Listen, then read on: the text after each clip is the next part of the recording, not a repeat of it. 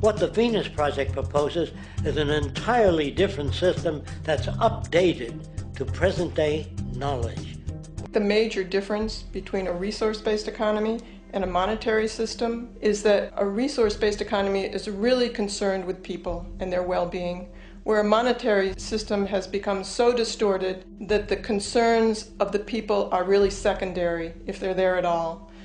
We're given notions about the respectability of work, and I really look at it as being paid slavery.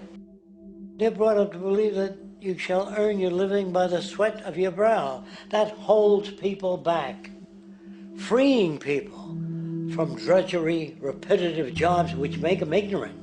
You rob them. In our society, that is a resource-based economy, machines free people. You see, we can't imagine that because we've never known that kind of world.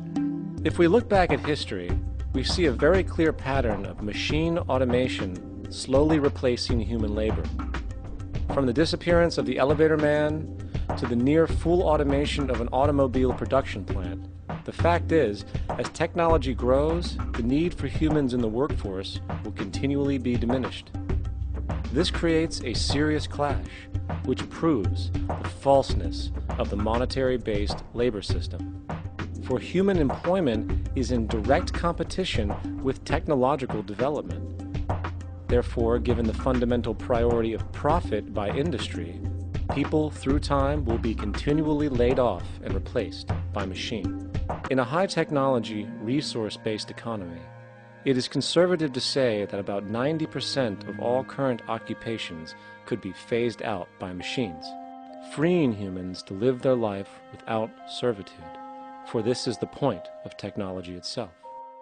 And through time, with nanotechnology and other highly advanced forms of science, it is not far-fetched to see how even complex medical procedures could be performed by machines as well, and based on the pattern, with much higher success rates than humans get today. It's not politicians that can solve problems. They have no technical capabilities. They don't know how to solve problems. Even if they were sincere, they don't know how to solve problems. It's the technicians that produce the desalination plants. It's the technicians that give you electricity, that give you motor vehicles, that heat your house and cool it in the summertime. It's technology that solves problems, not politics. Politics cannot solve problems because they're not trained to do so. And writing your congressman is fantastic. They tell you to write your congressman if you want something done. The men in Washington should be at the forefront of technology, the forefront of human studies, the forefront of crime, all the factors that shape human behavior. You don't have to write your congressman. What kind of people are they that are appointed to do that job? And the question that's raised by politicians is, how much will a project cost? The question is not how much will it cost. Do we have the resources? And we have the resources today to house everyone, build hospitals all over the world, build schools all over the world, the finest equipment and labs for teaching and doing medical research. So you see, we have all that, but we're in a monetary system. And in a monetary system, there's profit. What we want to do is to eliminate the causes of the problems, eliminate the processes that produce greed and bigotry and prejudice and people taking advantage of one another and elitism, eliminating the need for prisons and welfare. We have always had these problems because we have always lived within scarcity and barter and monetary systems that produce scarcity. Instead of putting up a sign, drive carefully, slippery when wet, put abrasive in the highway so it's not slippery when wet. And if a person gets in a car that's drunk and the car oscillates a great deal, there's a little pendulum that swings up and back and that'll pull the car over to the side. Not a law solution. Put sonar and radar in automobiles so they can't hit one another. Man-made laws are attempts to deal with occurring problems, and not knowing how to solve them, they make a law.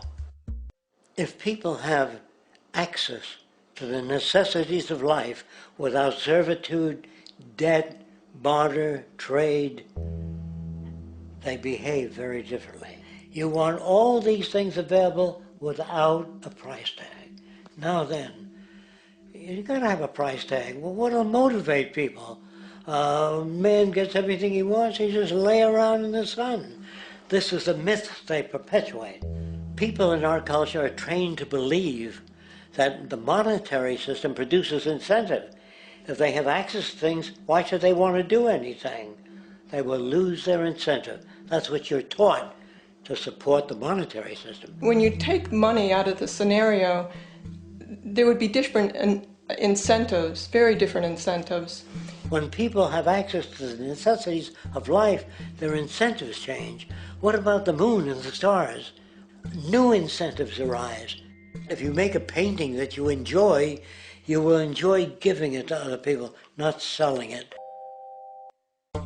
I think most of the education that I've seen today is essentially producing a person for a job. It's very specialized. They're not generalists. People don't know a lot about a lot of different subjects. I don't think you could get people to go to war if they knew a lot about a lot of things. I think education is mostly rote, and they're not taught how to solve problems. They're not given the tools, emotionally or within their own field, of how to do critical thinking. A resource-based economy, the education would be very different. Our society's major concern is mental development and to motivate each person to their highest potential. Because our philosophy is the smarter people are, the richer the world, because everybody becomes a contributor. The smarter your kids are, the better my life will be, because they'll be contributing more constructively to the environment and to my life, because everything that we devise within a resource-based economy would be applied to society. There would be nothing to hold it back. Patriotism, weapons, armies, navies, all that is a sign that we're not civilized yet. Kids will ask their parents, "Didn't you see the necessity of the machines? Dad, couldn't you see that war was inevitable when you produce scarcity? Isn't it obvious?" Of course the kid will understand that you were pinheads, raised merely to serve the established institutions. We're such an abominable, sick society that we won't make the history book. They just say that large nations took land from smaller nations, used force and violence. You'll get history talked about as corrupt behavior all the way along until the beginning of the civilized world. That's when all the nations worked together. World unification, working toward common good for all human beings, and without anyone being subservient to anyone else. Without social stratification, whether it be technical elitism or any other kind of elitism, eradicated from the face of the earth. The state does nothing because there is no state. There is no state. The system I advocate, a resource-based global economy, is not perfect. It's just a lot better than what we have. We can never achieve perfection.